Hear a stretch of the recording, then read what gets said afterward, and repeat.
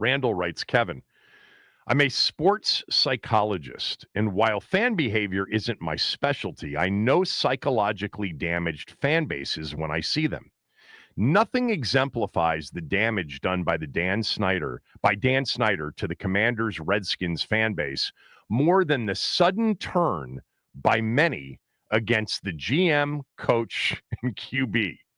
Last year was actually an uncomfortable place and something called trauma bonding. That's what's occurring right now. It's a form of Stockholm syndrome where, for many Washington fans, they are finding it difficult to engage in behavior that will release or detach themselves from their abuser. This is great, Randall. I don't know if you're really a sports psychologist, but I love this so far.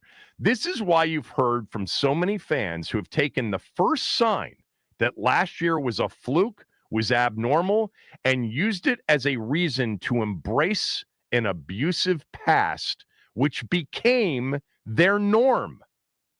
Thought this would help. Randall, I guess, responding to a lot of the conversation this week about, Adam Peters is, he stinks. Dan Quinn stinks. The quarterback has regressed so much. They got the wrong guy at number 2.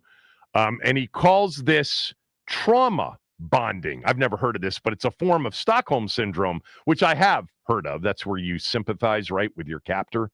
Yes. Yes.